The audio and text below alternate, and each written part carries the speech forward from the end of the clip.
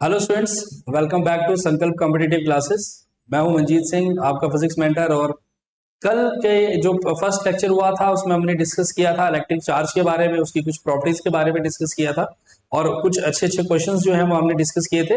आज जो लेक्चर जो हमने चैप्टर डिसाइड किया था electric charge and Coulomb's law का, इसका आज पार्ट सेकंड डिस्कस करेंगे, जिसमें आज हम कूलम्स लॉ से जो स्टोरी है वो स्टार्ट करते हैं। ठीक है, देखो हमने फर्स्ट चैप्टर में ये पढ़ा, जो फर्स्ट लेक्चर था उसमें हमने डिस्कस किया कि दो चार्जेस जो हैं वो एक दूसरे पे फोर्स लगाते हैं। ठीक है, ये जो फोर्स है रिपल्सिव नेचर की भी हो सकती है और अट्रैक्टिव नेचर की भी हो सकती है। डिपेंड करता है कि लाइक चार्जेस हैं या फिर अनलाइक चार्जेस हैं। और यहां से इस फोर्स का एक नाम आता है जिसे हम बोलते हैं इलेक्ट्रोस्टैटिक फोर्स। तो अगर सबसे फर्स्ट बोर्ड में क्या आएगा, एक टर्म आएगी जिसे हम बोलेंगे इलेक्ट्रोस्टैटिक फोर्स। तो अगर मैं आपसे बोलूं कि बेटा इलेक्ट्रोस्टैटिक फोर्स क्या होगी, electrostatic electrostatic force, electrostatic electrostatic force. तो सबसे पहला टर्म आती है जिसे हम बोलते हैं बेटा इलेक्ट्रोस्टैटिक फोर्स। और इलेक्ट्रोस्टैटिक फोर्स क्या है बेटा? The force between two charges is known as but electrostatic force. अब देखो, एज ए फिजिक्स में ये जानना बहुत इंपॉर्टेंट होता है कि जनाब दो चार्जेस एक दूसरे पे फोर्स लगा रहे हैं तो कितने मैग्नीट्यूड की फोर्स लग, बात समझ आ रही? तो ये कैसे कैलकुलेट किया जाएगा कि दो चार्जेस एक दूसरे पे अगर फोर्स लगा रहे हैं कितने मैग्नीट्यूड की फोर्स लगाएंगे, और दो चार्जेस जो एक दूसरे पे फोर्स लगाते हैं ये किन किन फैक्टर्स के ऊपर डिपेंड करता है। ठीक है, तो इसको सबसे पहले कूलम्स ने दिया था। कूलम ने क्या कहा, इन्होंने लॉ दिया है, कूलम्स लॉ के नाम से हम इस लॉ को जानते हैं। इन्होंने कहा the electrostatic force between two point charges. ठीक है, तो सबसे पहले ये जो लॉ है ये दो पॉइंट चार्जेस के लिए एप्लीकेबल है। मान लो हमारे पास दो पॉइंट चार्जेस हैं, एक चार्ज है Q1 और दूसरा क्या चार्ज है Q2, और ये किसी डिस्टेंस पे पड़ा हुआ है। तो इस लॉ ने कहा कि the electrostatic force between two point charges, two point electric charges, मतलब मैथमेटिकली लिखें साथ साथ में डेफिनेशन को समझते हुए।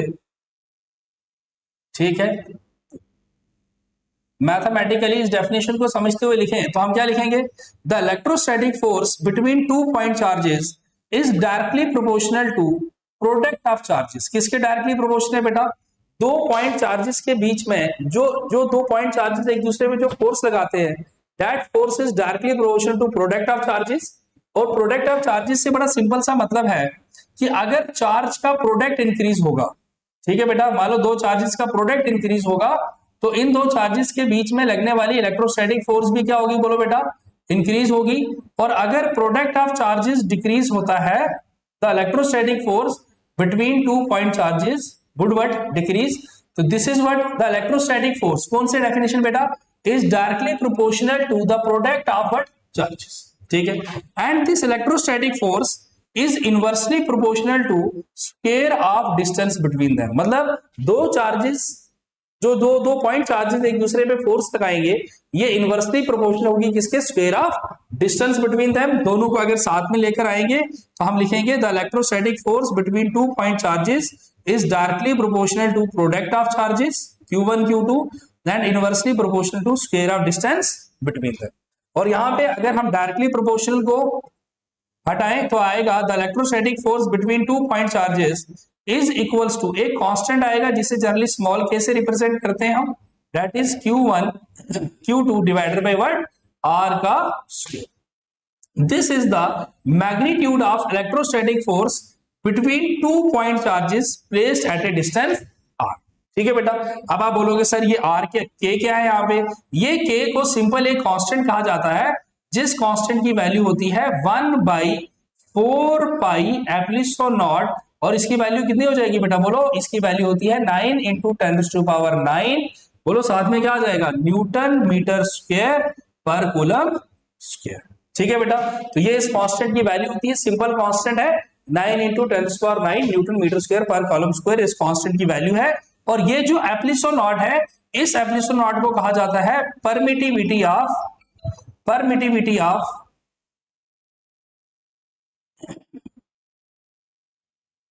Permittivity of free space. इसे हम क्या बोलते हैं, बोलो बेटा? This is simply known as what? Permittivity of free space, permittivity of free space. ठीक है, इसको लेटर ऑन डिस्कस करेंगे कि परमिटिविटी का मतलब क्या होता है। वैसे ऐसे थोड़ा सा आइडिया से बता दूं, परमिटिविटी का मतलब होता है the permittivity of a medium represents the extent up to which a material gets polarised in external electric field. लेकिन क्योंकि अभी हमने इलेक्ट्रिक फील्ड की भी बात नहीं की है तो परमिटिविटी ज्यादा समझ नहीं आएगी। ठीक है कि एक कांस्टेंट है, हम उसकी परमिटिविटी की बात कर रहे हैं कि इसकी परमिटिविटी कुछ ऐसे होगी। और इसकी वैल्यू कितनी होती है परमिटिविटी की, दैट इज 8.854 इंटू 10⁻⁻12। ठीक है बेटा, इंटू और यूनिट जस्ट ऑपोजिट हो जाएगा, कूलम स्क्वायर न्यूटन पर मीटर स्क्वायर, ये परमिटिविटी की वैल्यू है। तो अभी तक हमने क्या समझा कि कूलम्स लॉ ने क्या कहा, कूलम्स लॉ ने कहा the electrostatic force between two point charges is directly proportional to the product of charges and is inversely proportional to square of distance between them। Mathematically बोले तो इलेक्ट्रोस्टैटिक फोर्स दो point charges, अगर आप दो point charges लेते हो तो इन दो पॉइंट चार्जेस एक दूसरे पे जो फोर्स लगाएंगे, ये Q1 चार्ज जो Q2 चार्ज पे फोर्स लगाएगा या Q2 चार्ज Q1 पे जो फोर्स लगाएगा, ये दोनों फोर्सेस का मैग्नीट्यूड जो है वो सेम होगा बट डायरेक्शन क्या होगी, अपोजिट होगी। वो भी हम लेटर ऑन डिस्कस करेंगे। और ये जो फोर्स लगेगी उसका मैग्नीट्यूड कितना होगा, कुछ इतना मैग्नीट्यूड होगा। ठीक है भाई, अब आते हैं कूलम्स लॉ के कुछ इंपॉर्टेंट बातों के ऊपर कि कूलम्स लॉ ने कौन कौन सी इंपॉर्टेंट बातें बोली और यहां पे हम क्या क्या समझ सकते हैं। देखो स्टोरी शुरू होती है, सबसे पहला पार्ट। ठीक है, सबसे पहले स्टोरी है क्या कि अगर हमारे पास दो पॉइंट चार्जेस, ठीक है, एक चार्ज है Q1 और दूसरा चार्ज कितना है बेटा, Q2 चार्ज। ठीक है, इनके बीच में डिस्टेंस कितना है, R डिस्टेंस। तो ये दोनों चार्ज एक दूसरे पे फोर्स लगाएंगे। ठीक है, उस दोनों Q1 Q2 पे जो फोर्स लगाएगा और Q2 Q1 पे जो फोर्स लगाएगा वो दोनों का मैग्नीट्यूड सेम है, डायरेक्शन होगी अपोजिट। ठीक है, और ये जो फोर्स एक दूसरे पे ये इस फोर्स का मैग्नीट्यूड सबसे पहले लिखते हैं। अगर ये दोनों चार्जेस कहां पड़े हुए हैं, बोलो बेटा, वैक्यूम में पड़े हुए हैं। दोनों चार्ज कहां पड़े हुए हैं, ये लॉ दिया गया कि अगर दो चार्जेस वैक्यूम में पड़े हैं तो इलेक्ट्रोस्टैटिक फोर्स दो पॉइंट चार्जेस के बीच में कितनी रहने वाली है बेटा, दिस इज इक्वल्स टू, आप ऐसे भी लिख सकते हो 1/4 पाई एप्सिलॉन नॉट, बोलो बेटा, Q1 Q2 divided by R का स्क्वायर। ठीक है, ये दो चार्जेस एक दूसरे पे फोर्स लगाएंगे, ये उस फोर्स का हो जाएगा मैग्नीट्यूड। क्या हो जाएगा बेटा, इस फोर्स का मैग्नीट्यूड। अगर आपको सिर्फ फोर्स का मैग्नीट्यूड निकालना है तो यहाँ पे Q1 और Q2 को विद साइन लिखने की जरूरत नहीं है, यहाँ पे सिंपल आप वैल्यू पुट करोगे, आपका आंसर आ जाएगा कि दोनों चार्जेस एक दूसरे पे जो फोर्स लगा रहे हैं वो कितने मैग्नीट्यूड की फोर्स। बहुत बढ़िया, अब आगे बढ़ते हैं। सबसे पहले कुछ इंपॉर्टेंट पॉइंट्स जो यहां पे डिस्कस करेंगे। सबसे एक और इंपॉर्टेंट पॉइंट है, सबसे पहले Coulomb's law is valid for point charges only. क्या है बेटा, Coulomb's law is valid for point charges, is valid for point charges only. Coulomb's law जो है ये सिर्फ और सिर्फ पॉइंट चार्जेस के लिए एप्लीकेबल। ठीक है, कि Q1 और Q2 जो है ये पॉइंट चार्जेस होने चाहिए। अब आप पूछोगे सर पॉइंट चार्ज का क्या मतलब, देखो अगर कभी भी पॉइंट ऑब्जेक्ट्स की बात की जाए, जैसे यूनिवर्सल लॉ ऑफ ग्रेविटेशन में कहा जाता है the gravitation force between two point masses is directly proportional to product of masses. तो पॉइंट मासेस का वर्ड का यूज हो रहा है। तो पॉइंट ऑब्जेक्ट्स का ये मतलब होता है कि जो साइज है ऑब्जेक्ट का, अगर डिस्टेंस बिटवीन द ऑब्जेक्ट्स के कंपैरिजन में अगर साइज ऑफ ऑब्जेक्ट बहुत छोटा है तो हम उन ऑब्जेक्ट्स को पॉइंट ऑब्जेक्ट्स बोलेंगे। क्या बोलेंगे बेटा उन ऑब्जेक्ट्स को, that objects are known as what, simply point objects. इन ऑब्जेक्ट्स को हम बोलेंगे। जैसे मान लो हमारे पास एक स्फेयर है और ये दूसरा स्फेयर। एक मिनट में मान लो ये जो स्फेयर है इसका रेडियस है 1 सेंटीमीटर, लेकिन इन दो स्फेयर्स के बीच का जो डिस्टेंस है हमने कहा 100 मीटर। ठीक है, तो इन केसेस में इन स्फेयर्स को क्या कहा जाएगा, बोलो पॉइंट ऑब्जेक्ट्स कहा जाएगा। और जो कूलम्स लॉ है ये पॉइंट ऑब्जेक्ट्स के लिए ही या पॉइंट चार्जेस के लिए ही एप्लीकेबल। पहली बात ध्यान रही, बहुत बढ़िया। मतलब अगर कभी भी साइज ऑफ द ऑब्जेक्ट या size of charge body is comparable with the distance between the charge bodies, तो उस केस में हम ये बोलेंगे कि कूलम्स लॉ एप्लीकेबल नहीं होगा। ठीक है, पहली बात। अब दूसरी बात आती है कूलम्स लॉ के बारे में, ये लॉ क्या क्या है। दूसरी बात, the electrostatic force between two point charges always acts along the line joining the charges, क्या होगा? फोर्स ऑलवेज एक्ट, कौन सी force? Electrostatic force. Force always acts along the line joining the, always acts along the line joining the point charges,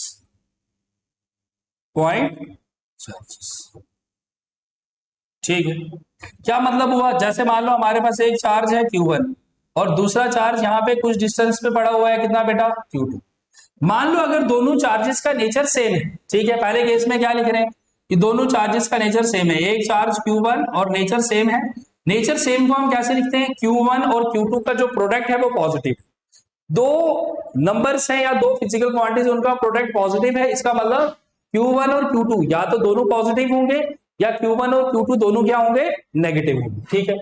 और यहाँ पे law क्या कह रहा है कि जो इलेक्ट्रोस्टैटिक फोर्स दो पॉइंट चार्जेस के बीच में एक्ट करती है वो ऑलवेज कैसे होगी? बोलो बेटा, always acts along the line joining the charge. मतलब अगर दोनों चार्ज का नेचर सेम तो दोनों चार्ज एक दूसरे को रिपेल करेंगे, और रिपेल करेंगे तो Q1 Q2 पे फोर्स कहाँ लगाएगा? अवे लगाएगा। ये डायरेक्शन क्या हो जाएगी? Force acting on second due to one की डायरेक्शन हो जाएगी। इसी तरह से Q2 Q1 के ऊपर फोर्स लगाएगा, और कितनी फोर्स लगाएगा Q2 Q1 के ऊपर? That is force acting on one due to second, और ये जो फोर्स लगेगी always acts along the line joining the charges. Same आप इस तरह का भी केस कंसीडर कर सकते हो। मान लो हमारे पास दो चार्जेस हैं, एक चार्ज कितना है बेटा? वही Q2, और दूसरा चार्ज कितना है? Q1। और हम यहाँ पे केस कंसीडर कर रहे हैं Q1 और Q2 का जो प्रोडक्ट है वो नेगेटिव है। अगर Q1 और Q2 का प्रोडक्ट अगर नेगेटिव है तो ये एक दूसरे को अट्रैक्ट करेंगे। दो फिजिकल क्वांटिटी का प्रोडक्ट नेगेटिव है, ये कब पॉसिबल होगा? जब एक पॉजिटिव होगा और दूसरा नेगेटिव होगा। जैसे आपको पता ही है, मान लो एक चार्ज है -2, दूसरा चार्ज है 3, तो ये वैल्यू बनेगी -6। तो -6 क्या है? 1 लेस देन 0 है, नेगेटिव है। तो अगर Q1 और Q2 का अपोजिट नेचर का चार्ज है तो ये दोनों चार्जेस एक दूसरे को अट्रैक्ट करेंगे, तो इसको क्या लिखेंगे? Force acting on one due to second की ये डायरेक्शन हो जाएगी, और ये कौन सी हो जाएगी? Force acting on second due to one की ये डायरेक्शन हो जाएगी। लेकिन हमेशा कुछ फोर्स लगेगी, that will always act along the line joining the charges, ठीक है। यहां पे हम ये बात भी बोलेंगे, the electrostatic force between two point charges always follows Newton's third law of motion. कि दो चार्जेस एक दूसरे पे जो फोर्स लगाते हैं ये एक दूसरे, जैसे Newton third law of motion की क्या डेफिनेशन है कि हम कैसे कहेंगे कि यहाँ पे Newton third law of motion applicable है? सबसे पहले दो ऑब्जेक्ट्स अगर एक दूसरे पे फोर्स लगा रहे, सेम मैग्नीट्यूड की फोर्स लगाएं, अपोजिट डायरेक्शन में वो फोर्स एक्ट करें, एट द सेम टाइम वो दोनों फोर्सेस एक दूसरे की वजह से भी लगनी चाहिए, तब हम बोलेंगे कि these two forces are action and direction pair of forces. वैसे ही Q1 चार्ज Q2 पे जो फोर्स लगाता है और Q2 जो Q1 पे फोर्स लगाता है, दोनों फोर्सेस का मैग्नीट्यूड सेम है और डायरेक्शन क्या है बेटा? अपोजिट। तो आप यहाँ पे एक इंपॉर्टेंट पॉइंट में और क्या बोल सकते हो? The electrostatic force between two point charges follows Newton third law of motion. Electrostatic force between 2 point charges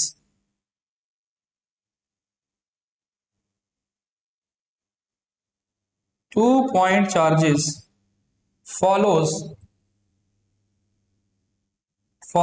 Newton's third law.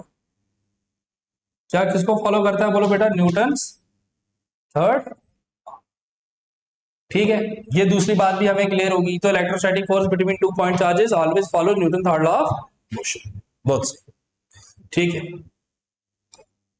Next आते हैं बेटा, इसके बाद एक और इंपॉर्टेंट चीज, अगर आप दो पॉइंट चार्जेस को, मान लो एक ये चार्ज है Q1 और दूसरा चार्ज क्या है बेटा?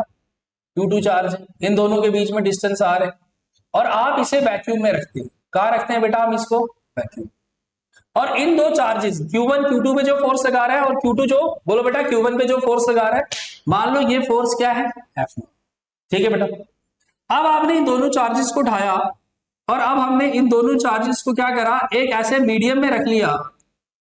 ये चार्ज कितना था बेटा? Q1 ये चार्ज क्या है बेटा Q2, और हमने इसको क्या रख लिया एक मीडियम में रख लिया, ठीक है। और अब इन दोनों चार्जेस के बीच में फोर्स कितनी हो गई F। बीच में फोर्स होने का मतलब कि Q1 Q2 पे जो फोर्स लगा रहा है या Q2 Q1 पे जो फोर्स लगा रहा है वो कितनी फोर्स लगा रहा है F फोर्स लगा रहा है। तो एक टर्म आती है जिसको बोलते हैं, या तो हम इसको बोलेंगे relative permittivity, relative permittivity, relative permittivity, ठीक है। एप्लिस्टन आर से हम इसको जनरली रिप्रेजेंट करते हैं, ठीक है। वैसे रिलेटिव परमिटिविटी की डेफिनेशन ऐसे बता देता हूं, permittivity of the medium divided by permittivity of free space. बोलो बेटा रिलेटिव परमिटिविटी की क्या डेफिनेशन होती है। रिलेटिव परमिटिविटी का मतलब हो गया permittivity of the medium divided by permittivity of free space, represent करता है extent up to which a material gets polarised in external electric field, ठीक है। और इसी के साथ एक टर्म होती है जिसको हम बोलते हैं डाई इलेक्ट्रिक कांस्टेंट। क्या बोलते हैं हम इसको, dielectric constant, dielectric constant of a medium, dielectric constant of a medium, इसको कैसे डिफाइन करते हैं। Dielectric constant of a medium is defined as the electrostatic force between 2 point charges when placed in a, बोलो when placed in what, vacuum, divided by electrostatic force between them when placed in the medium. इन दोनों के ratio को हम बोलते हैं dielectric constant, और dielectric constant बोल दो या रिलेटिव परमिटिविटी बोल दो, दोनों की वैल्यूज क्या है बोलो बेटा सेम। अब यहां से सीखने को क्या है बेटा, सुनो ध्यान से, कंफ्यूज हो जाओगे कि दो तीन टर्म्स का यूज कर दिया। पहले तो एक टर्म यूज की मैंने कहा relative permittivity of a medium, एक टर्म होती है, ठीक है। क्या टर्म होती है बोलो बेटा, relative permittivity of a medium. Define कैसे करते हैं, relative permittivity of a medium is defined as the ratio of permittivity of the medium, medium की परमिटिविटी कितनी है, divided by permittivity of free space. Free space का मतलब हो गया वैक्यूम की बात कर रहे हैं, पहली बात क्लियर होगी, ठीक। एक और टर्म है रिलेटिव परमिटिविटी और डाइलेक्ट्रिक कांस्टेंट बोलते हैं मटेरियल की, एक ही बात है। लेकिन डाइलेक्ट्रिक कांस्टेंट या रिलेटिव परमिटिविटी को हम ऐसे भी डिफाइन करते हैं, कैसे डिफाइन करेंगे, the electrostatic force between 2 point charges when placed in vacuum divided by electrostatic force between them, या electrostatic force between the same point charges placed at same distance when placed in a medium. इन दोनों का ratio आपको क्या देता है, dielectric constant, या फिर हम क्या बोल देते हैं रिलेटिव परमिटिविटी देगा। अब यहां से देखो कंक्लूजन क्या निकलेगा, यहां से हमारा बड़ा ही इंटरेस्टिंग सा कंक्लूजन निकलता है कि एफ नॉट कब फोर्स है, this is the force between 2 point charges when placed in vacuum. और एफ कब फोर्स है, जब हमने दोनों पॉइंट चार्जेस को कहां रख लिया, बोलो बेटा किसी मीडियम में रख लिया। तो यहां से क्या हम ये कंक्लूजन निकाल सकते हैं, देखना बेटा क्या, कि अगर दो चार्जेस के बीच में फोर्स है एफ नॉट, जब हमने इनको वैक्यूम में रखा था, और जब हमने इन दोनों चार्जेस को एक मीडियम में रख लिया जिस मीडियम का डाइलेक्ट्रिक कांस्टेंट की वैल्यू के है, तो इलेक्ट्रोस्टैटिक फोर्स जो है वो के टाइम्स क्या हो जाएगी बोलो बेटा, रिड्यूस हो जाएगी। आप ये भी फॉर्मूला याद रख सकते हो सीधा, the electrostatic force between 2 point charges will get reduced by के times when placed in a medium of dielectric constant K। तो दो चार्जेस के बीच में पहले फोर्स F नॉट थी, जब आपने इसको वैक्यूम में रखा था, अब फोर्स हो गई F नॉट बाई K जब आप इसे किसी मीडियम में रख लेते हो। तो थोड़ा सा कंसेप्ट क्लियर हो रहा है। डाइलेक्ट्रिक कांस्टेंट एक कैसी क्वांटिटी है बोलो बेटा, dielectric constant is a dimensionless physical quantity, ठीक है, डायमेंशनलेस है, और इसका रेशियो ऐसे लिखेंगे। आप ऐसा भी बोल सकते हो, देखो कितनी प्यारी बात बनेगी, दो चार्जेस थे, ठीक है, एक चार्ज है Q1, दूसरा चार्ज कितना है Q2, वही डिस्टेंस आ रहा है। Electrostatic force between them when they are placed in medium, तो क्या फॉर्मूला है बेटा, F naught divided by K, और F नॉट की क्या वैल्यू है 1/4 पाई एप्सिलॉन नॉट, साथ में K तो है ही, इंटू Q1 इंटू क्या आ गया Q2 डिवाइडेड बाई व्हाट। बेटा एप्सिलॉन नॉट को देखो बेटा, यहाँ पे epsilon not dielectric, relative permittivity को ही डाइलेक्ट्रिक कांस्टेंट भी बोल सकते हैं। तो एप्सिलॉन नॉट को K से मल्टीप्लाई करोगे, ये आपको देगा परमिटिविटी ऑफ द मीडियम। क्या देगा बोलो बेटा, एप्सिलॉन नॉट और K का प्रोडक्ट क्या देता है हमें, ये आपको देता है परमिटिविटी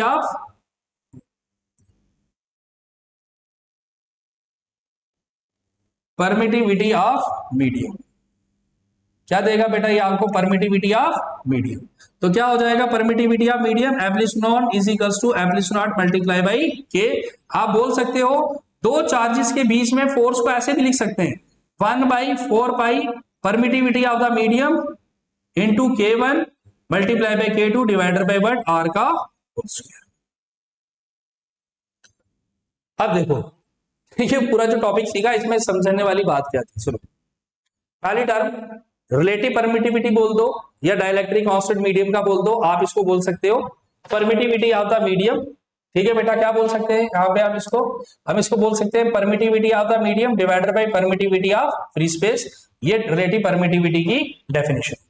आप यही डेफिनेशन ऐसे भी बोल सकते हो कि डाइलेक्ट्रिक कांस्टेंट या relative permittivity of a medium is defined as the ratio of electrostatic force between 2 point charges when placed in vacuum divided by electrostatic force between two same charges placed at same distance when placed in the medium, इसको बोलते हैं dielectric constant.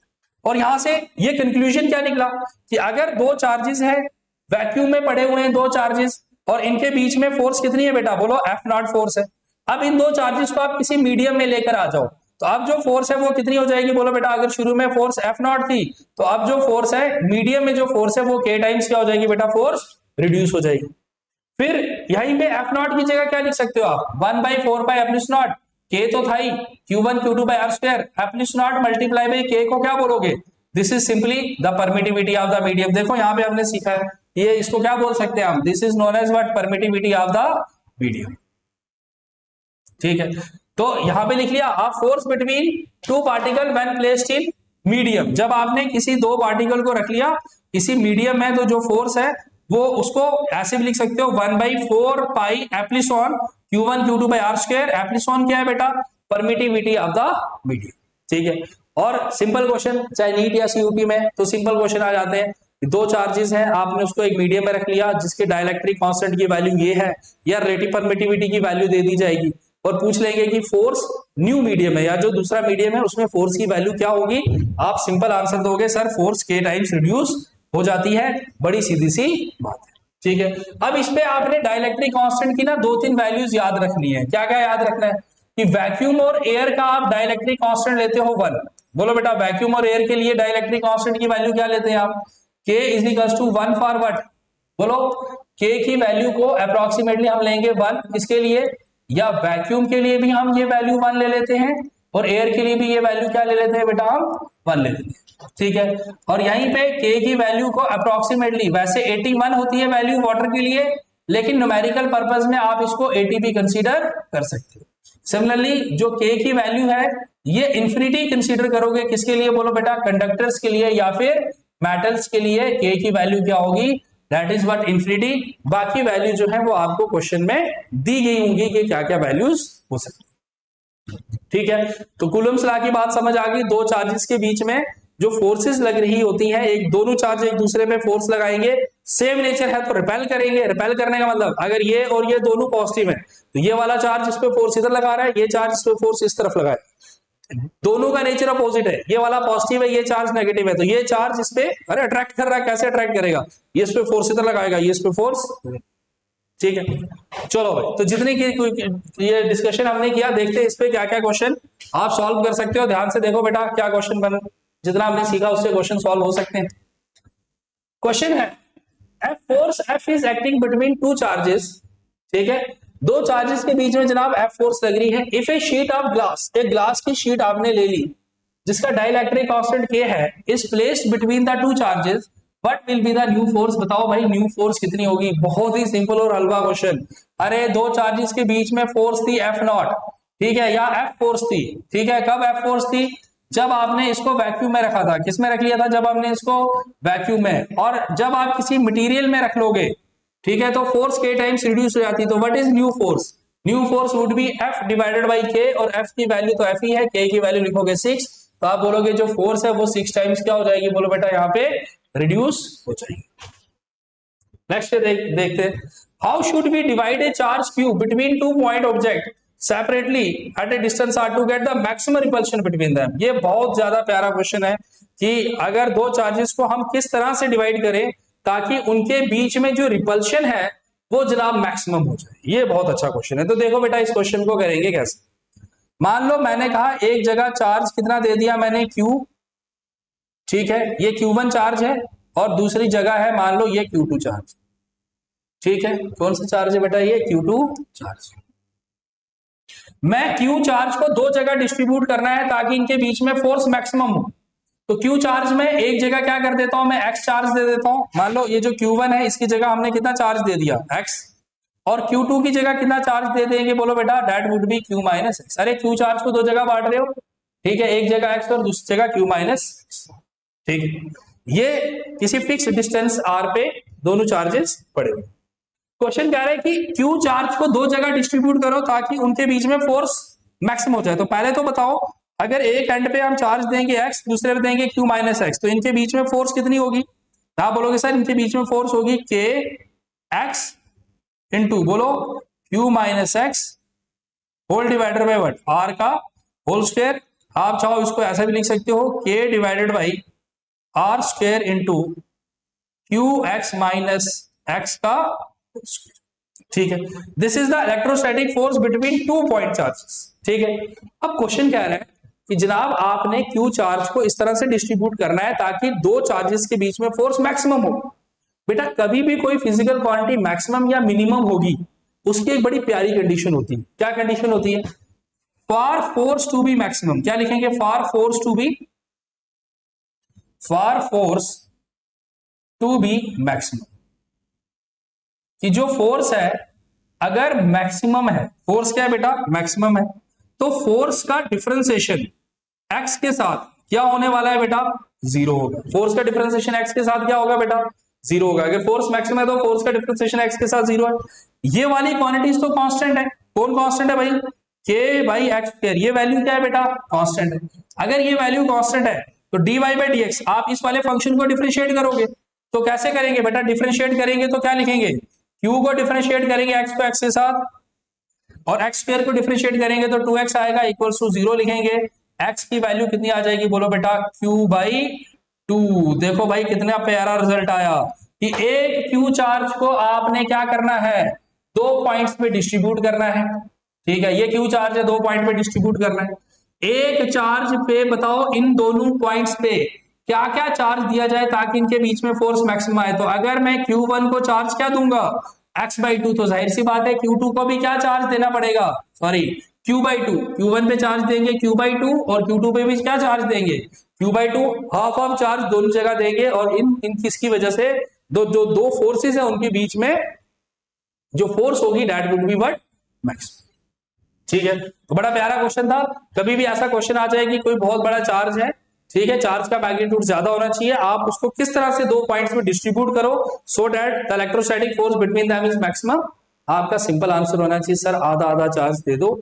Q by 2 charge एक and पे दो, Q by 2 charge आप दूसरे and पे। ठीक भाई, अगला क्वेश्चन पढ़ो, बहुत ही प्यारा क्वेश्चन है। क्या क्वेश्चन है? टू आइडेंटिकल मेटालिक स्फीयर, दो आइडेंटिकल मेटल स्फीयर है कैरिंग चार्जेस ऑफ। ठीक है, दो आइडेंटिकल मेटालिक स्फीयर है, एक पे चार्ज है प्लस क्यू, दूसरे पे चार्ज है minus 2q respectively. When the spheres are separated by a large distance R, the force between them is F. ठीक, तो पहला केस ऐसे समझ सकते हैं कि एक चार्ज है, इस पे चार्ज है माइनस क्यू, दूसरा स्फीयर है, इस पे चार्ज कितना है बेटा? बोलो प्लस 2q चार्ज है, और इन दोनों के बीच में कितना डिस्टेंस है बेटा? बोलो r डिस्टेंस है दोनों चार्जेस के बीच में। ठीक है, अब इनके बीच में फोर्स F है, तो क्या मैं फोर्स F का मैग्नीट्यूड ऐसे लिख सकता हूं? That is k q multiply by twice of q whole divided by what? बोलो डिस्टेंस का square, that is 2k q square divided by r का होल स्क्वायर। ये इक्वेशन क्या बन गई हमारी? बन गई। Now the spheres are allowed to touch and move back to the same separation. अब देखो बेटा, अब आपने दोनों स्फीयर को टच किया एक दूसरे से बेटा कांटेक्ट में, क्योंकि इन दोनों का स्फीयर का जो रेडियस है वो सेम है। यहां पे कंसेप्ट जरूर यूज होता है, जब भी दो स्फीयर्स को ऐसे कांटेक्ट में लाओगे ना तो चार्ज जो है वो रीडिस्ट्रीब्यूट होगा, लेकिन इस तरह से होगा कि दोनों का पोटेंशियल हो जाएगा सेम। लेकिन अगर साइज सेम है ना दोनों मेटालिक स्फीयर का, तो हाफ हाफ जितना भी टोटल चार्ज इनके पास था, आधा आधा चार्ज दोनों स्फीयर के पास आ जाए। कहने का मतलब दोनों स्फीयर को मैंने टच किया, नेट चार्ज शुरू में कितना था भाई? देखो अगर दोनों स्फीयर के पास मिलकर देखा जाए तो एक चार्ज था 2q, दूसरा चार्ज था माइनस q, तो नेट चार्ज कितना था बेटा? अरे 2q माइनस q कितना हो गया? q। तो टोटल चार्ज भाई दोनों स्फीयर पे मिलकर था क्यू। जैसे दोनों को टच किया और आपने अब दोनों को क्या कर दिया, सेपरेट कर दिया बाई सम डिस्टेंस। अब जैसे सेपरेट किया तो इस स्फीयर पे भी चार्ज आ जाएगा Q/2, इस पे भी चार्ज कितना आ जाएगा Q/2, और आप इन दोनों को सेम डिस्टेंस तक लेकर जा चुके हो। What is the new force between them? अब इनके बीच में इलेक्ट्रोस्टैटिक फोर्स कितनी होगी? आप बोलोगे एफ डैश की वैल्यू कितनी आ जाएगी? आप बोलोगे that is equal to K Q/2 multiply by Q/2 whole divided by, बोलो बेटा डिस्टेंस का square. The answer would be equals to K Q square divided by, बोलो बेटा 4 मल्टीप्लाई बाई आर का स्क्वायर। और यहां से देखो एफ की वैल्यू क्या है, 2k/q बाई आर स्क्वायर। मतलब आप चाहो तो K Q square by R square को आप 2f लिख सकते हो। अगर ऐसा लिख सकते हैं तो यहाँ पे क्या बनेगा 2f डिवाइडेड बाई 4, तो आपका आंसर कितना आ जाएगा? What is the new force between the charges? तो आपने इन दोनों को कांटेक्ट में लाया, टच किया और फिर से सेम सेपरेशन तक लेकर चला गए। Now the electrostatic force between them is what? f/2। जो फोर्स है, न्यू फोर्स ऑफ रिपल्शन जो है वो कितनी हो जाएगी? पहले फोर्स के कंपैरिजन में हाफ फोर्स हो जाएगी। तो आई होप आपको ये प्यारे प्यारे क्वेश्चन समझ आ रहे होंगे कि कूलम्स लॉ के ऊपर कैसे कैसे क्वेश्चंस जो है वो यहाँ पे हम कर सकते। नेक्स्ट क्वेश्चन देखो, the force between 2 point charges is 100 Newton. 2 point charges के बीच में जनाब फोर्स कितनी है? 100 न्यूटन है 2 पॉइंट चार्जेस के बीच में, ठीक है, in air. Calculate the force if the distance between them is increased by 50%। बहुत बढ़िया, बड़ा सिंपल सा क्वेश्चन है, क्यूट सा क्वेश्चन है, ठीक है। कैसे करेंगे इसको? 2 पॉइंट चार्जेस थे, एक का चार्ज है Q1 और देखो प्यारा सा दूसरा चार्ज कितना है बेटा Q2। मान लो इनके बीच में डिस्टेंस कितना है R। कितनी फोर्स है 2 पॉइंट चार्जेस के बीच में? F is equals to 100 newton. और दो चार्जेस के बीच में फोर्स को क्या लिखते हैं? K Q1 Q2 divided by R का होल स्क्वायर। ये इक्वेशन क्या बन गई बेटा आपकी? नाउ आप बताया कि न्यू फोर्स बताओ अगर हम इनके बीच के डिस्टेंस को 50% बढ़ा दें। कहने का मतलब क्या हुआ? Now what is new distance between them? तो क्या लिखोगे? R plus 50%, R plus 50% of, ठीक है। तो ये वैल्यू कितनी बन जाएगी? बोलो बेटा that would be equals to 3R by. Now what is new force between them? क्योंकि अगर आपने रेडियस को सॉरी डिस्टेंस बिटवीन देम 50% बढ़ाया तो this is the new distance between the charges. तो न्यू फोर्स क्या हो जाएगी? K Q1 Q2 divided by R dash का स्क्वायर। क्या वैल्यू बनेगी? K Q1 Q2 divided by R dash को क्या लिख सकते हैं बेटा? बोलो 3R डिवाइडेड बाई 2 का होल स्क्वायर। आप चाहो इसको ऐसे लिख सकते हो 4 divided by 9 K Q1 Q2 divided by R का स्क्वायर।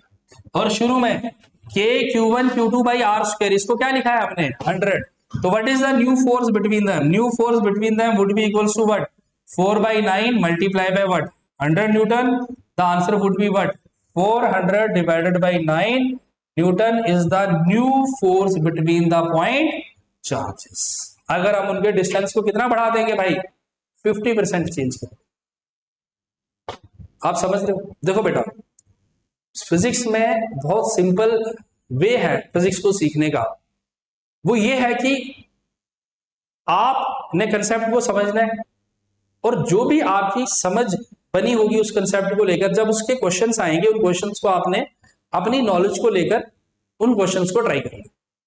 अगर निकल जाता है बहुत सही है, नहीं निकलता है तो फिर देखना है कि हम कहां पे गलती कर रहे हैं। क्लासरूम प्रोग्राम में मैं जनरली बच्चों के साथ ये डिस्कस करता हूं कि फिजिक्स में हमारा सिंपल फंडा है कि भाई डाउट अच्छे हैं, गलतियां अच्छी हैं। जैसे वो सर्फ एक्सेल की ऐड आती है ना, कि जिसमें सर्फ एक्सेल की ऐड में बोला जाता है कि दाग अच्छे, वैसे हम फिजिक्स की क्लास में ये मानते हैं कि डाउट और गलतियां जो है वो अच्छी। तो आप कंसेप्ट को समझे, सीखें। आपने कंसेप्ट समझा, मान लो मैंने आपको कूलम्स लॉ समझाया। अब देखो बेटा एज ए स्टूडेंट मैं ये भी मानता हूं, देखो मैं 12 सालों से फिजिक्स कर रहा हूं, पढ़ा रहा हूं, तो मैं कभी ये एक्सपेक्ट नहीं करूंगा कि एक स्टूडेंट जिसे वो पहली बार ये कंसेप्ट समझ रहा है वो 100% सारे आंसर एकदम से सही दे। लेकिन मेरी ये उम्मीद जरूर होगी कि क्लास में बैठा हर एक स्टूडेंट कंसेप्ट को समझे, उसके बाद अपनी समझ के हिसाब से क्या करे, कुछ ना कुछ अटेम्प्ट करे। अगर सही आ जाता है बहुत अच्छा है, गलत आता है तो स्टूडेंट को पता चलेगा, बच्चे को पता चलेगा कि यार मैं गलतियां कहां कर रहा हूं। हम सब कुछ छोटी मोटी मिस्टेक्स करते हैं, तो हमें उन मिस्टेक्स को रेक्टिफाई करना है और मिस्टेक रेक्टिफाई करने के लिए मिस्टेक्स करना जरूरी है। जब आप क्लास में बैठे हैं तो अपने साथ वाले को देखकर आंसर ना करें, आपको जो समझ के आती है वैसे अप्लाई करें और गलतियां लेकर आए। मेरे पास आए, सर देखो मैंने इस क्वेश्चन, आपने कंसेप्ट ये समझाया था, ये क्वेश्चन ऐसे अटेम्प्ट होना चाहिए था, लेकिन ये अटेम्प्ट हो नहीं रहा सर क्वेश्चन ऐसे, देखो गलती कहाँ पे है। तो जब मैं आपको गलतियां बताऊंगा कि देखो ये गलती है, इसको ऐसे इम्प्रूव, हो सकता है आप न्यूमेरिकल मिस्टेक कर रहे हो, ह्यूमन एरर हो, है ना, छोटी मोटी मिस्टेक्स कर रहे हो, कंसेप्ट नहीं ढंग से पकड़ पा रहे हो, वो गलती कर रहे हो। फिजिक्स में बच्चे सेम फिजिकल क्वांटिटी में एक कंसेप्ट होता है, जैसे प्रिंसिपल ऑफ होमोजेनिटी में भी समझाते हैं कि एक फिजिकल क्वांटिटीज में जितनी भी वैल्यूज पुट करनी है वो सेम सिस्टम ऑफ यूनिट की होनी चाहिए। तो कई बार बच्चे अलग अलग वैल्यू पुट कर देते हैं, रेशो निकालने में गलती कर लेते हैं। तो जब हम अपनी गलतियां करेंगे, प्रैक्टिस करेंगे, अपनी गलतियां रेक्टिफाई करेंगे, हम देखेंगे कि जो हमारी ग्रोथ है वो एक्सपोनेंशियल ग्रोथ होगी। शुरू में कम फिजिक्स समझ आएगी, लेकिन धीरे धीरे हमें बहुत अच्छी फिजिक्स समझ आने लगेगी। मेनली तो ये मैं मेडिकल के जो बच्चे हैं, नीट के जो बच्चे हैं, अपने जेके बोर्ड के हैं, या फिर सीबीएसई बोर्ड से जो है, सॉरी सीबीएसई बोर्ड से जो बच्चे हैं, ठीक है, उनके लिए है कि जो लोग उनका मेडिकल है, बच्चे बहुत डरते हैं फिजिक्स से, ऐसा लगता है बहुत पहाड़ है। लेकिन अगर आप धीरे धीरे कंसेप्चुअली उसको सीखोगे, अपनी गलतियां रेक्टिफाई करते हुए आगे बढ़ोगे, तो डेफिनेटली बहुत अच्छी फिजिक्स जो है वो आप समझ लोगे। ठीक है, तो अगले क्वेश्चन पे आते हैं, देखते हैं कि हमने जो कंसेप्ट सीखा उस बेसिस पे कैसे क्वेश्चन निकाले जा सकते हैं। ये बड़ा प्यारा सा क्वेश्चन है। क्वेश्चन क्या है, the force of repulsion between 2 point charges is, तो 2 पॉइंट चार्जेस है जनाब, ठीक है, ऐसे मान लेते हैं 2 पॉइंट चार्जेस है, और इनके बीच में फोर्स ऑफ रिपल्शन कितना दिया हुआ है, बोलो बेटा, इनके बीच में फोर्स ऑफ रिपल्शन है when these are at a distance of 1 metre apart. आप 1 मीटर नहीं भी बोलोगे तो कोई फर्क नहीं पड़ता है, लेकिन ये जो है 1 मीटर के डिस्टेंस पे रख लिया, इनके बीच में फोर्स है। Now they are replaced by a conducting sphere. अब आप दोनों को एक कंडक्टिंग स्फीयर से क्या कर रहे हो, रिप्लेस कर रहे हो, इस तरह से। ये मैंने दोनों चार्जेस को कंडक्टिंग स्फीयर से रिप्लेस कर दिया, जिनका रेडियस जो था 25 सेंटीमीटर। तो आप ऐसे सोच सकते हो कि अगर ये वाला डिस्टेंस r है, तो इनका जो रेडियस है वो r/4 है ना। r/4 क्या है, इन स्फीयर का रेडियस है, कितना रेडियस इन स्फीयर्स का, r/4 इन स्फीयर का क्या है, रेडियस। और इन दोनों स्फीयर को वही सेम डिस्टेंस ऑफ 1 मीटर के ही सेम डिस्टेंस पे रख लिया गया है, ठीक है। Then compare the force of repulsion in these two cases, कि भाई अगर पहले केस में फोर्स ऑफ रिपल्शन F है और दूसरे केस में force of repulsion F dash है, तो बताओ कि दूसरे केस में जो फोर्स ऑफ रिपल्शन होगी, आप ऐसे बोल सकते हो कि F डैश जो है ये F फोर्स के बराबर होगा, B पार्ट F डैश जो है ये ग्रेटर देन होगा F से, C पार्ट में F डैश जो है वो लेस देन होगा F से, और D पार्ट में क्या बोलोगे, बोलो बेटा F डैश जो है वो इक्वल होगा किससे, F से। अच्छा, इक्वल वाला केस तो कर दिया, अब हम यहाँ पे लिख लेते हैं ट्वाइस ऑफ F होगा। क्या है, ये जो F डैश है ये ट्वाइस ऑफ F है, किससे, ट्वाइस ऑफ F के इक्वल। समझ आया क्वेश्चन। तो ये क्वेश्चन ऐसा भी बन सकता है कि 2 पॉइंट चार्जेस हैं, मान लो इस पे Q1 चार्ज, इस पे भी Q1 चार्ज, या सेम चार्जेस ही लिखा हुआ है, जो force of repulsion between 2 point charges लिखा नहीं गया, लेकिन 2 पॉइंट चार्जेस के बीच में force of repulsion by F है, ठीक है किसी। अब इन 2 पॉइंट को हम अगर एक स्फीयर से रिप्लेस कर दें, ठीक है बेटा, अब स्फीयर से रिप्लेस करें, लेकिन खास बात क्या है, स्फीयर का जो रेडियस है वो डिस्टेंस बिटवीन द रेडियस से 1/4 टाइम, ठीक है, जैसे यहाँ पे दिखाया गया। तो अब इनके बीच में जो फोर्स हो जाएगी, इनमें से किस ऑप्शन को फॉलो करें। अब देखो कंसेप्ट के, यहाँ पे आप कई बच्चे ऐसा सोचते हैं कि ये वाला आंसर ट्रू होना चाहिए, लेकिन ये वाला आंसर ट्रू नहीं है। रीजन क्या है, यहाँ पे जो 2 स्फीयर्स है, इन दोनों स्फीयर का जो साइज है वो कंपैरेबल है डिस्टेंस बिटवीन द स्फीयर से।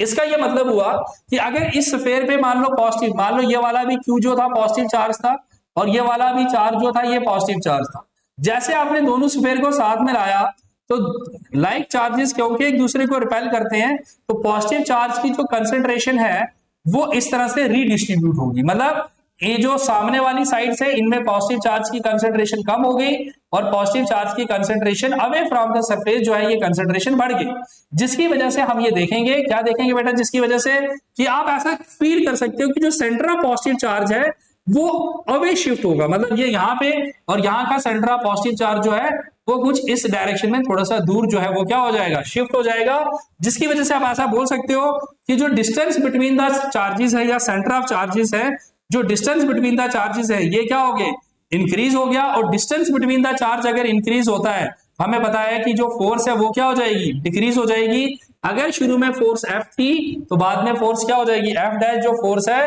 वो फोर्स कम होगी, किससे बेटा, F फोर्स से कम होगी, F dash would be less than F। तो आंसर क्या हो जाएगा यहाँ पे, सी ऑप्शन बन जाएगा। अरे बात समझ में आई।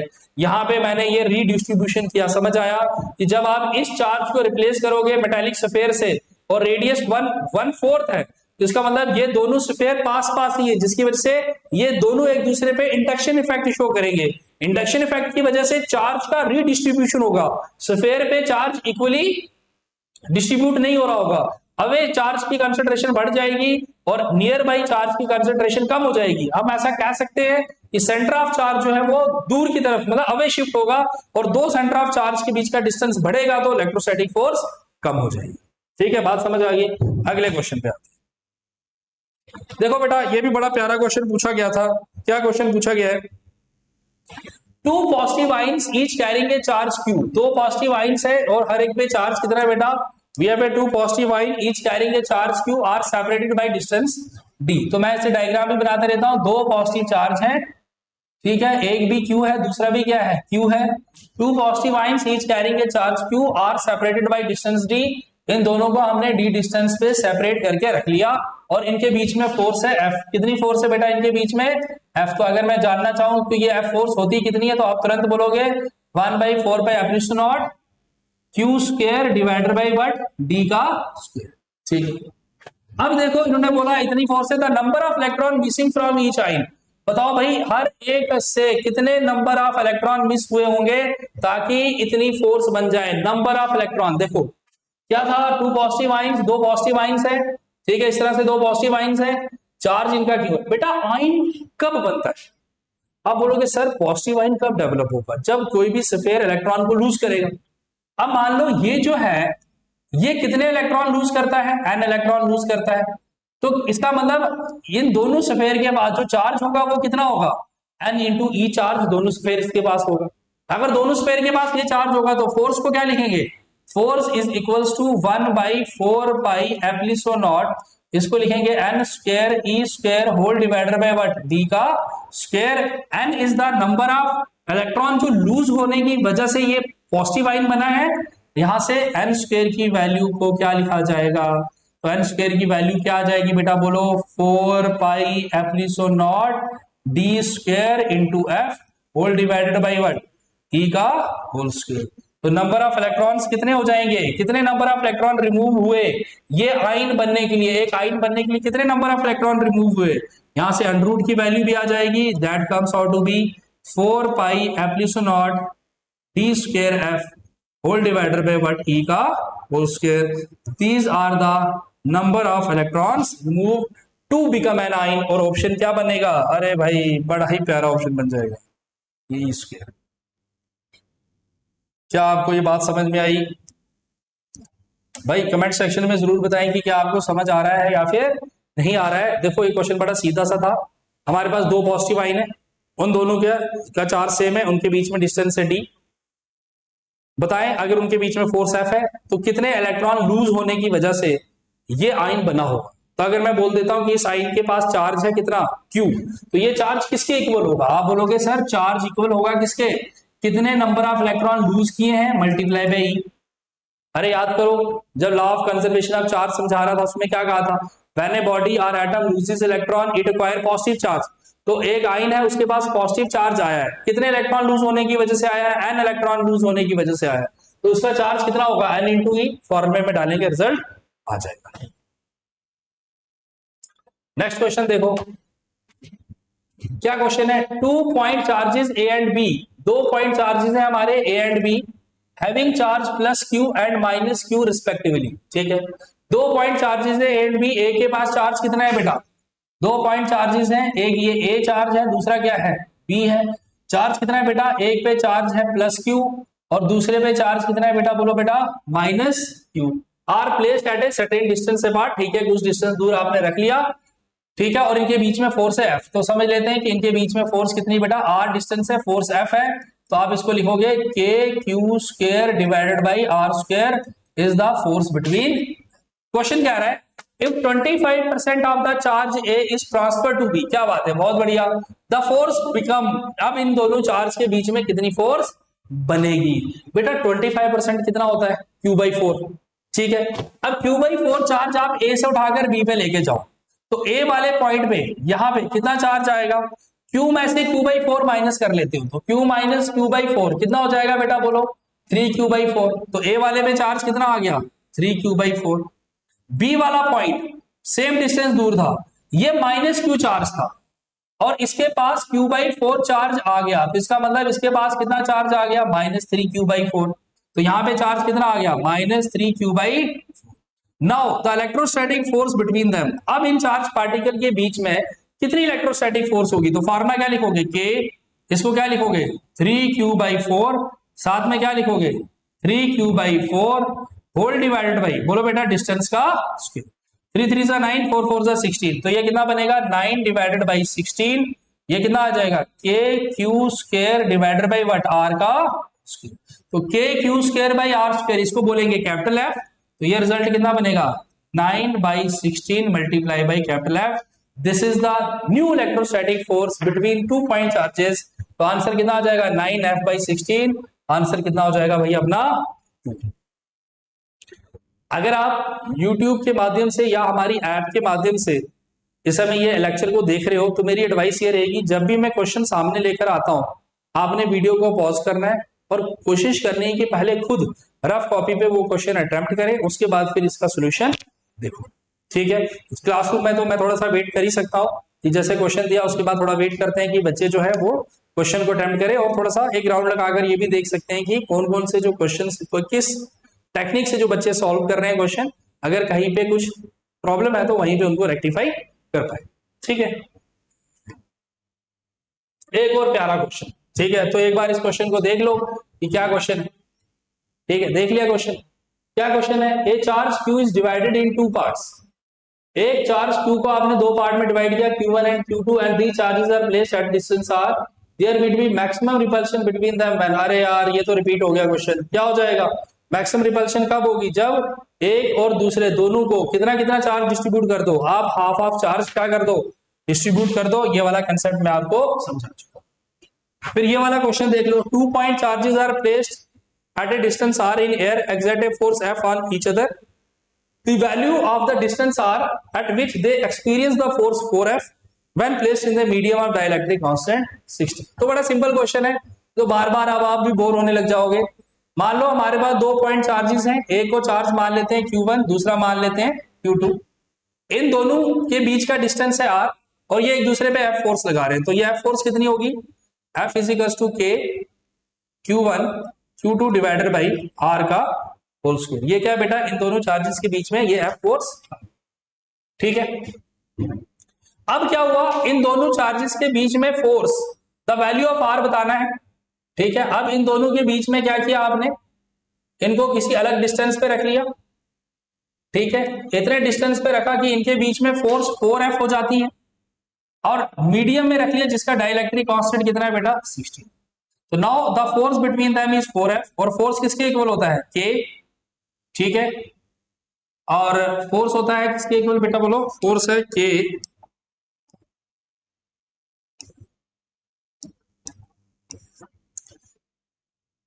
वन बाई 4πε0, और डाइलेक्ट्रिक कांस्टेंट लिख लेंगे K, ठीक है, into Q1 Q2 divided by what R का। तो इस कैपिटल F की जगह क्या लिख सकते हैं हम, बोलो बेटा, that is 4 times of capital F की जगह हमने लिखा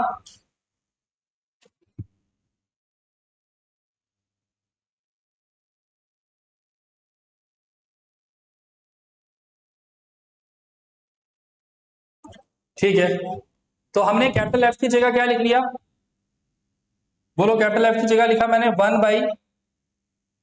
1/4πε0 Q1 Q2 divided by R का whole square, this is equals to what 1 by, अरे यार सिंपल है, वैल्यूज ही तो लिखनी है, 4/ε0 डाइलेक्ट्रिक कांस्टेंट की जगह 16 into Q1 Q2 divided by capital R का, ठीक है। अब क्या करेंगे बेटा, यहाँ पे जो जो चीजें कैंसिल होंगी उन्हें कैंसिल कर लेते हैं, क्या हो जाएगा 1/4πε0 1/4πε0 Q1 Q2, ये दोनों हमने क्या कर दिया कैंसिल कर दिया। हमें किसमें रिलेशन चाहिए, ये चाहिए रिलेशन, है ना।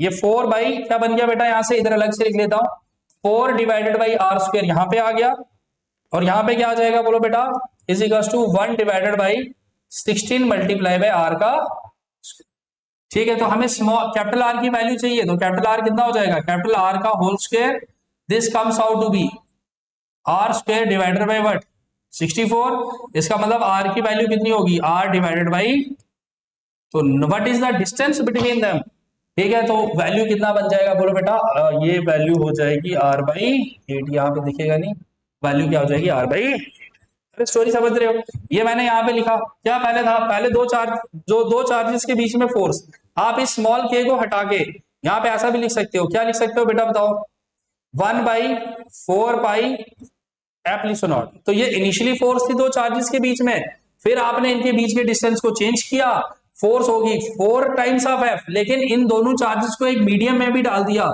जिसका डाइलेक्ट्रिक कांस्टेंट कितना है बेटा 16, इनका डाइलेक्ट्रिक कांस्टेंट। अरे बस क्या चेंजेस ही किए कुछ कुछ, बहुत ही प्यारा क्वेश्चन। मैं चाहूंगा कि जो लोग ऑनलाइन वीडियो देख के कर रहे हैं तो ये लोग थोड़ा सा पहले इस क्वेश्चन को करें और अब खुद से अटेम्प्ट करें कि ये क्वेश्चन का क्या आंसर हो सकता है।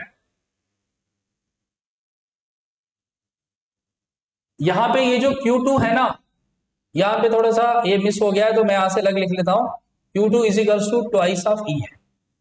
ठीक है, तो क्या क्वेश्चन है भाई, क्वेश्चन है a charge Q is equals to 9E, आपके पास 9 इलेक्ट्रॉन्स का चार्ज है, 9E चार्ज है, आपने इस चार्ज को, ये Q 9E चार्ज है, आपने इस चार्ज को 2 पॉइंट पे डिस्ट्रीब्यूट करना है और इस तरह से डिस्ट्रीब्यूट करना है ताकि, ठीक है बेटा, एक एंड पे चार्ज कितना देना है आपने Q1, दूसरे को देना है चार्ज कितना बेटा Q2, so that the electrostatic force between them is what maximum. ठीक है, तो आपने सोच लिया होगा। बहुत सारे बच्चे इस क्वेश्चन का आंसर देते हैं, क्या करते हैं, वो कहेंगे कि सर ये जो फर्स्ट वाला ऑप्शन है ये ट्रू हो, लेकिन ये आंसर ट्रू नहीं है। अब क्यों नहीं, यहां पे अगर आप ध्यान से देखो, ऐसा सोचते क्यों बच्चे पहले ये बात करते हैं, तो आप बोलोगे सर थोड़ी देर पहले आपने ही तो सिखाया कि अगर क्यू चार्ज को 2 पॉइंट पे डिस्ट्रीब्यूट करना हो तो आप हाफ हाफ डिस्ट्रीब्यूट कर दो, दोनों पॉइंट, दोनों चार्जेस के बीच में जो फोर्स ऑफ रिपल्शन होगी वो मैक्सिमम होगी। बिल्कुल सही बात है, सिखाया था। लेकिन अगर आप ध्यान से देखो यहाँ पे जो चार्ज है ना बेटा वो 9E है, 9E मतलब 9 इलेक्ट्रॉन के लूज होने की वजह से ये चार्ज आया। तो अगर आप इसको दो पार्ट्स में डिवाइड करते हो तो ये आएगा 4.5 इलेक्ट्रॉन, 4.5 इलेक्ट्रॉन। भैया आप, electron is a fundamental charge particle, आप इलेक्ट्रॉन को दो पार्ट्स में ब्रेक कर ही नहीं सकते हो। ठीक है, मतलब हाफ हाफ नहीं कर सकते हो फंडामेंटल चार्ज पार्टिकल, तो इसका मतलब 4.5 तो नहीं हो सकता। तो हो क्या सकता है, यहां पे आप क्या कर सकते हो, एक ऐसे ले सकते हो, देखो बेटा electrostatic force between 2 point charges, अगर डिस्टेंस फिक्स है तो वो डिपेंड करता है प्रोडक्ट ऑफ चार्जेस पे, जिसका प्रोडक्ट ज्यादा होगा तो इलेक्ट्रोस्टैटिक फोर्स भी क्या होगी भाई, ज्यादा होगी। अगर मैं Q1 को चार्ज दे दूं 1E का और Q2 को कितना चार्ज दे दे बोलो बेटा 8E का चार्ज दे दे, तो इन दोनों का प्रोडक्ट Q1 और Q2 का प्रोडक्ट कितना हो जाएगा बोलो बेटा 8E स्क्वायर। अगर मैं Q1 को चार्ज दूं 2E का, Q2 को चार्ज दे दे हम 7E का, तो इनका Q1 Q2 का प्रोडक्ट कितना हो जाएगा 14E स्क्वायर का। अगर Q1 को चार्ज दे हम 3E का, Q2 को चार्ज दे हम कितना 6E का, तो इनका जो प्रोडक्ट है वो कितना हो जाएगा बोलो बेटा 18E स्क्वायर का प्रोडक्ट हो जाएगा। अगर हम Q1 को चार्ज देंगे 4E का, Q2 को चार्ज देंगे हम 5E का, तो इन दोनों का जो प्रोडक्ट है वो कितना हो जाएगा 20E स्क्वायर का हो जाएगा। अगर हम Q1 को चार्ज दें 5E का, Q2 को चार्ज दें 4E का, इन दोनों का जो प्रोडक्ट है वो कितना हो जाएगा, अभी भी क्या हो जाएगा 20E स्क्वायर। फिर अगर Q1 पे चार्ज आप डिस्ट्रीब्यूट कर दो 6E का, Q2 पे चार्ज डिस्ट्रीब्यूट कर दो 3E का, तो इन दोनों का प्रोडक्ट कम होने लग जाएगा, देखो 15E स्क्वायर। अगर आप देखो तो सबसे ज्यादा मैक्सिमम Q1 और Q2 का प्रोडक्ट कब मिलेगा, जब आप Q1 को या तो 4E चार्ज दे दो और Q2 को दे दो 5E का चार्ज, या फिर Q1 को दो 5E का चार्ज और Q2 को दो 4E का चार्ज। इसका मतलब आपका ऑप्शन क्या ट्रू हो जाएगा इनमें से कि Q1 को आपने 4E का चार्ज दिया और Q2 को 5E का चार्ज दिया, तो इस केस में दोनों चार्जेस के बीच में जो इलेक्ट्रोस्टैटिक फोर्स ऑफ रिपल्शन होगी that would be what maximum. अब एक और इंपॉर्टेंट चीज that is Coulomb's law in vector form. ठीक है, देखते हैं बेटा Coulomb's law in vector form पे क्या क्या क्वेश्चन जो है यहां पे बनते हैं, और फिलहाल Coulomb's law in vector form है। Coulomb's law in vector form समझने से पहले हमें कुछ बातें बहुत अच्छे से समझनी पड़ेंगी कि जो फोर्स होती है ये एक वेक्टर क्वांटिटी है, डिपेंड करती है मैग्नीट्यूड पे और साथ में उसकी डायरेक्शन। ठीक है, ये बात भी हमें पता है कि फोर्स एक वेक्टर क्वांटिटी है, दो चीजों पे डिपेंड करती है, बोलो बेटा मैग्नीट्यूड और उसकी डायरेक्शन पे ये जो है फोर्स डिपेंड करती है। तो यहीं से कहानी स्टार्ट करते कि कूलम्स लॉ वेक्टर फॉर्म में लिखेंगे कैसे।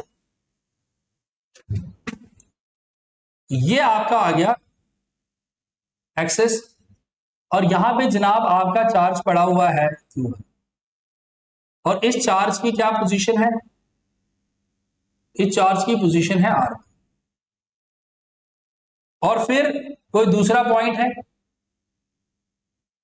ये है Q2, इस चार्ज की पोजीशन क्या है। ठीक है, ठीक है बेटा, दो चार्ज अलग अलग पोजीशन पे पड़े हुए हैं और ये जो दोनों चार्जेस हैं साथ में ये भी चर्चा कर लेते हैं। एक ऐसा वेक्टर जो Q1 से लेकर Q2 की तरफ जा रहा है इसको हम बोलते हैं position of second with respect to 1, और एक ऐसा वेक्टर जो Q2 से Q1 की तरफ जा रहा होगा, एरो में ऐसे दिखाएंगे, this is position of 1 with respect to second. ठीक है बेटा, अब एक और खास बात, क्या खास बात बेटा, अगर Q1 और Q2 दोनों का प्रोडक्ट पॉजिटिव है, मतलब दोनों का नेचर क्या है भाई, सेम नेचर, तो Q1 Q2 पे फोर्स लगाएगा, this would be the force acting on Q2 due to Q1। तो F21 अगर कहीं पे हमने लिखा तो F21 लिखने का क्या मतलब हो जाएगा, force acting on second due to 1। वैसे ही Q2 Q1 पे फोर्स लगाएगा तो इस वाले को क्या लिखेंगे हम, बोलो बेटा, force acting on 1 due to what, second. ठीक है बेटा, ये बातें भी क्लियर होगी हमारी। और हमें पता है कि दो चार्जेस एक दूसरे पे जो फोर्स लगाते हैं उनका मैग्नीट्यूड सेम होता है, डायरेक्शन क्या होती है बेटा, अपोजिट। ठीक है, अगर मैं आपसे बोलूं कि force acting on Q1 due to Q2, देखो इसको कैसे लिखेंगे, क्या लिखेंगे, electrostatic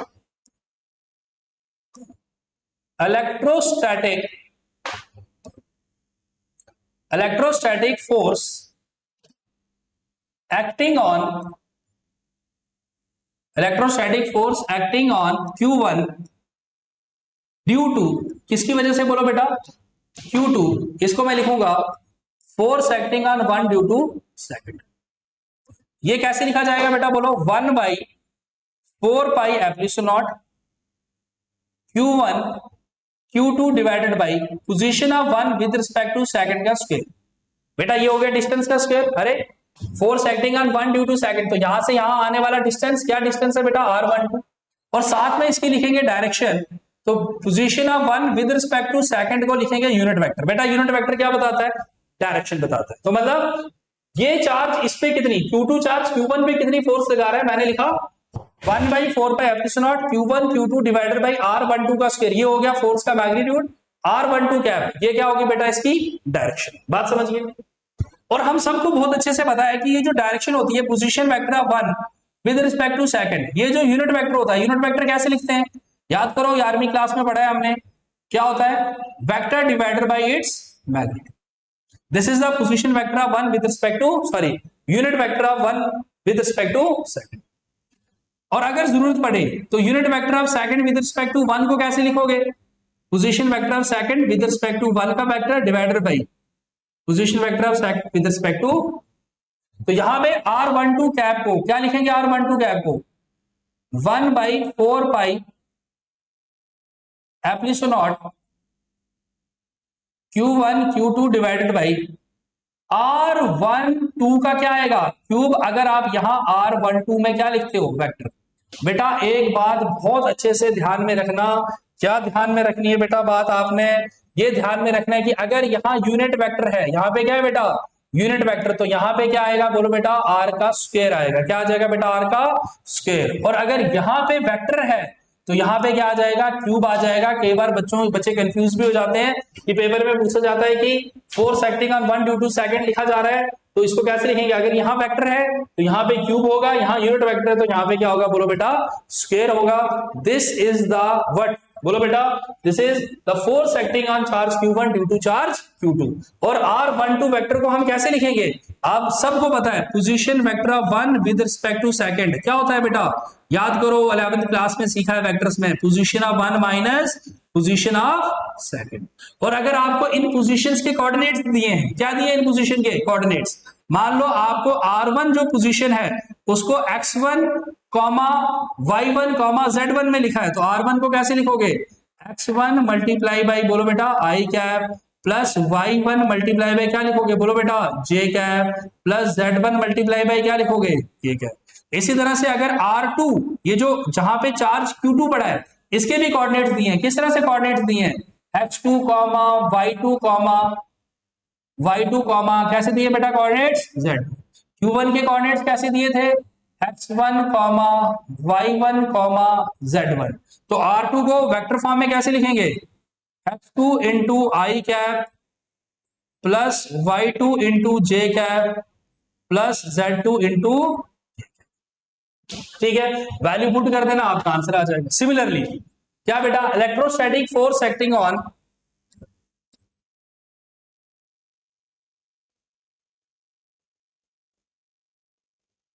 electrostatic force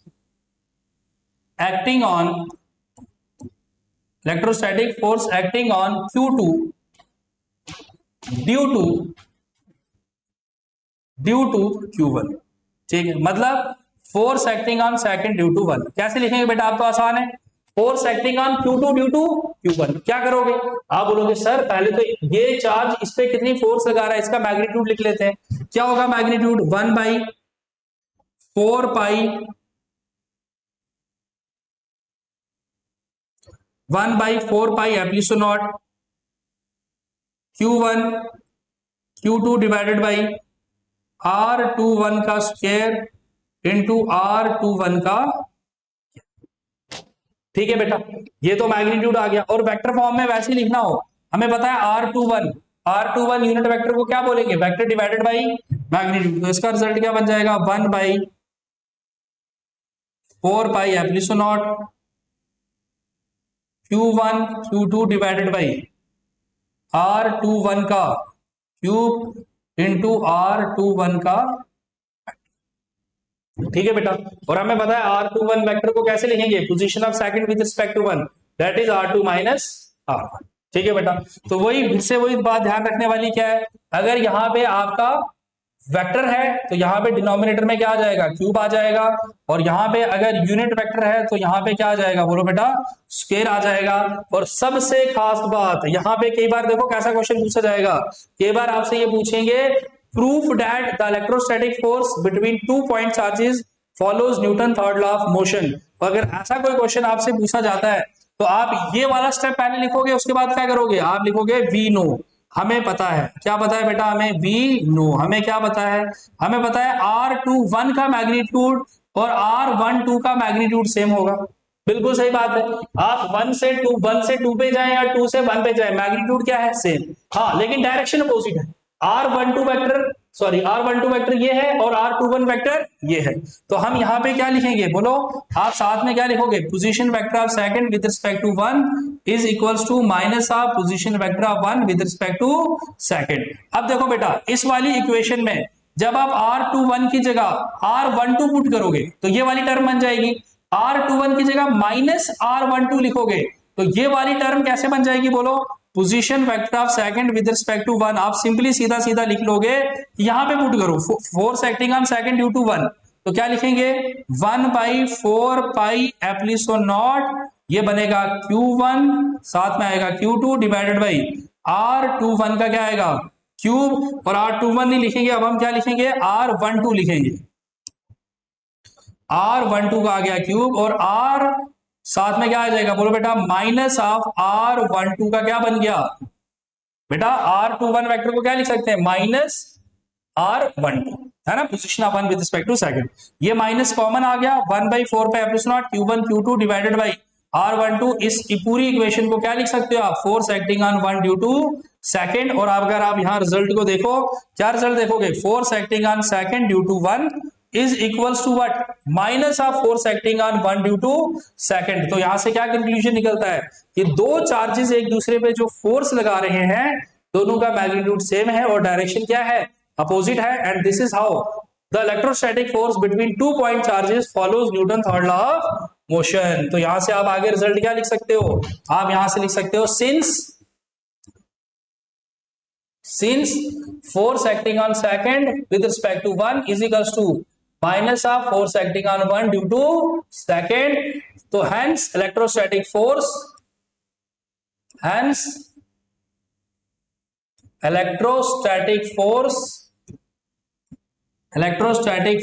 between 2 point charges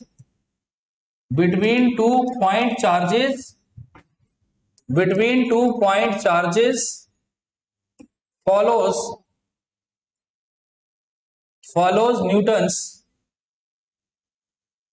Newton's third law ठीक है बेटा। और फोर्स को हमने किस में लिख लिया, साथ में वेक्टर फॉर्म में भी लिख लिया। तो आई होप यहां तक आपको कूलम्ब्स लाइन वेक्टर फॉर्म जो है वो अच्छे से समझ में आ गया। ठीक है, आगे बढ़ते हैं। अब देखो इस पे क्वेश्चंस, क्या क्वेश्चन है। एक कोई पॉइंट चार्ज है क्यू ए, ठीक है, क्यू ए पॉइंट चार्ज है। कितना है पॉइंट चार्ज भाई, 100 माइक्रो कूलम का है। Is placed at position A, तो ए पोजीशन पे पड़ा है। तो अगर मुझे ए को वेक्टर फॉर्म में लिखना हो तो कैसे लिखेंगे बेटा वेक्टर फॉर्म में, आई कैप जे कैप तो 0 है, तो साथ में के कैप आ जाएगा +2 के कैप, ठीक है। एंड अनदर पॉइंट चार्ज, एक और पॉइंट चार्ज है, कितना है दूसरा पॉइंट चार्ज है क्यूबी पॉइंट चार्ज कितना है 200 माइक्रो कूलम। और ये किस पॉइंट पे पड़ा हुआ है, ये पड़ा हुआ है पोजीशन बी पे। और क्या है position B, the position B is equal to what 4 I cap +4 J cap +2 K cap, ये ऐसे इस पोजीशन पे पड़ा हुआ है।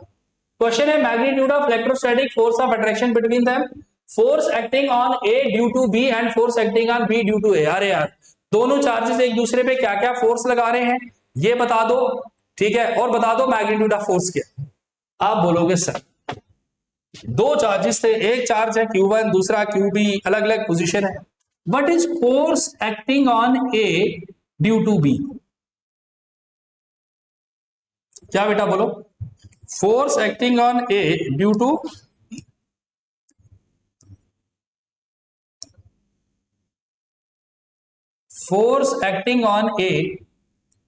बी। अरे अभी अभी हमने सीखा force acting on 1 due to second, क्या था K Q1 Q2 divided by R12 का स्क्वायर R12 का कैप, या R12 का क्यूब लिखोगे तो ऊपर वेक्टर आएगा। तो यहीं पे इसी को क्या लिख सकते हो आप, स्मॉल k QA चार्ज, दूसरा क्या चार्ज आ गया QB charge, whole divided by RAB को क्या लिख लेते हैं क्यूब लिख लेते हैं, और यहाँ RAB का क्या लिख लेते हैं vector. This is the force acting on charge या ड्यू टू चार्ज। अब मुद्दा है K भी पता है QA पता है Q भी पता है, ये RAB निकालना है, RAB वेक्टर में लिखना है। तो क्या हो जाएगा बेटा RAB वेक्टर लिखना हो, हाँ बोलोगे सर RAB वेक्टर तो आसान है, क्या होता है position vector of A with respect to B। हाँ बोलोगे sir position vector of A with respect to B होता है position vector of A minus position vector of, तो आप दोनों का माइनस करो, पोजीशन वेक्टर ऑफ A यहाँ पे है, ये क्या है बेटा position vector of B, this minus this करोगे I -4I, तो ये बनेगा -3I कैप, फिर दिस माइनस दिस तो ये आएगा -4J कैप, तीसरा क्या आएगा 2K -2K, तो ये तो हो जाएगा 0। This is the position vector of A with respect to B।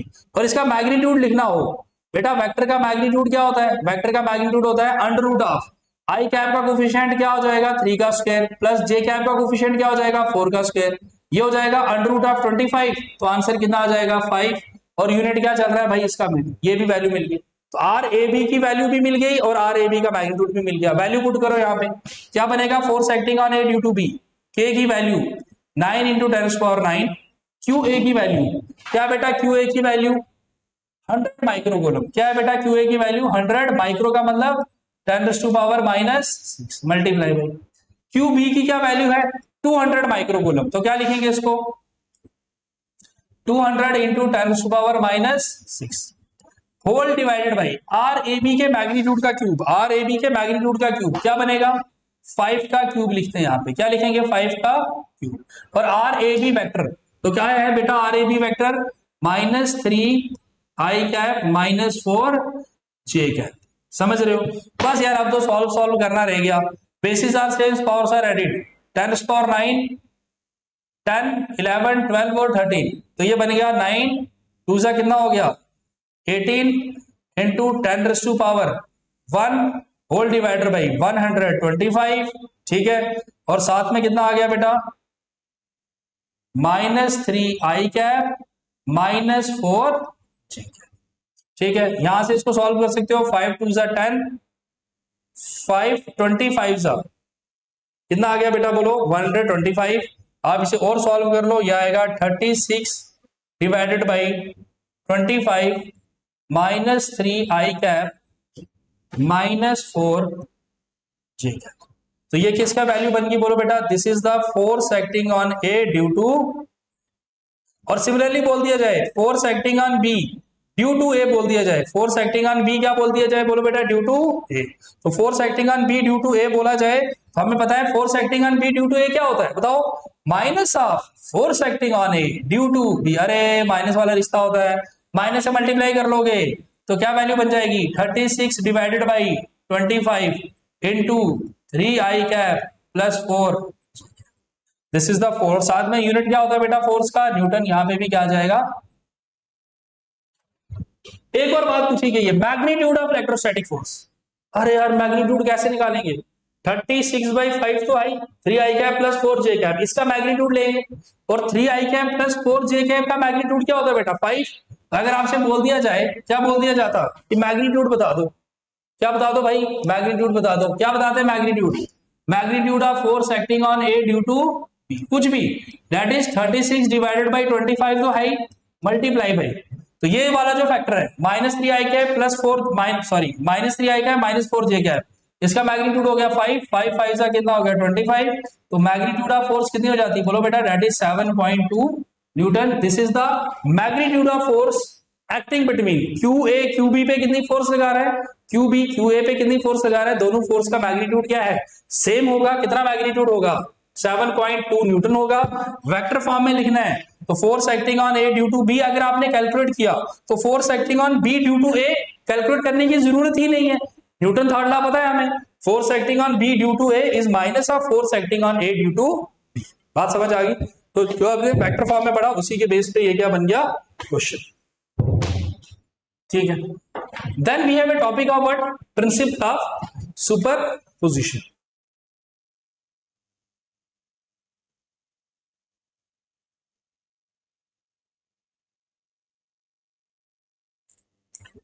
ठीक है बेटा, तो जो प्रिंसिपल ऑफ सुपरपोजिशन है ये हम थर्ड पार्ट में डिस्कस करेंगे, क्योंकि जो लेक्चर है ये वैसे ही 1 आवर और 10 20 12 मिनट्स का हो चुका है, तो नेक्स्ट पार्ट में हम प्रिंसिपल ऑफ सुपरपोजिशन डिस्कस करेंगे कि equilibrium of system of charge particles क्या है, और प्रीवियस ईयर में इन दो टॉपिक से मिलकर आने वाले क्वेश्चन, जैसे इलेक्ट्रिक चार्ज एंड इलेक्ट्रोस्कोप वाला जो पार्ट डिस्कस किया, सेकंड कूलम्स लॉ जो डिस्कस किया, और थर्ड प्रिंसिपल ऑफ सुपरपोजिशन मिलाकर तीनों पार्ट में कौन कौन से जो इंपॉर्टेंट क्वेश्चंस हैं प्रीवियस ईयर में सीयूटी में कौन कौन से क्वेश्चंस आए हैं, नीट में कौन कौन से क्वेश्चन आए हैं, जेईई मेंस में कौन से क्वेश्चन आए हैं, ये सारा डिस्कस करेंगे, आपका टॉपिक बहुत स्ट्रांग हो जाएगा, साथ में कुछ होमवर्क दूंगा मैं एनसीईआरटी से, एनसीईआरटी का कौन कौन सा होमवर्क आपको करना है, साथ में हम जो टेलीग्राम पे इसकी जो या फिर हमारी ऐप पे भी आपको डेली प्रैक्टिस शीट मिल जाएगी कि इन 3 लेक्चर्स की जो प्रैक्टिस शीट है कौन सी शीट जो है हमें साथ में सॉल्व करनी, ताकि अपना कंसेप्ट जो है बहुत बढ़िया स्ट्रॉन्ग जो है वो डेवलप हो जाए, ठीक है। तो आई होप आपको आज का लेक्चर समझ आया होगा,